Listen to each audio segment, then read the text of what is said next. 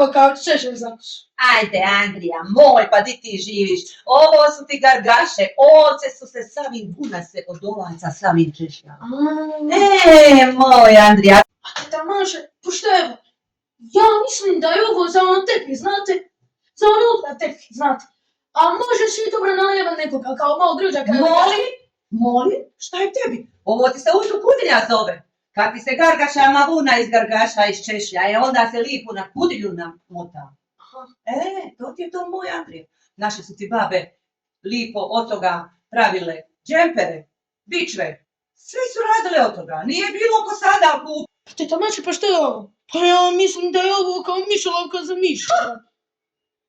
Što? Da mišolovka za miše? Koliki su ti miše što se navolove? Moj Andrija, ovo ti je pegla sumpreštarinski. Tu ti se žar ubaciva i jadne su ti naše babe samim peglale robu. Nije bilo pegla ako sada, oš na par, oš vaki, oš naki. Šta ste mi sad ovo dali?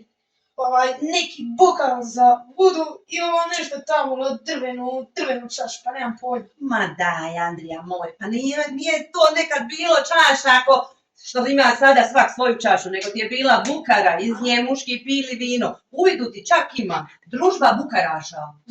Da. A ovo ti je na prijatelju koje si držalo vino. Ma teta Maša, hvala vam za sve. Znači, naučili ste na ovim predivnim stvarima. Eto, mogu vam sad reći. Ne more tako, prijatelju moj. Ja tebe naučila, a ti meni vratiš uslugu.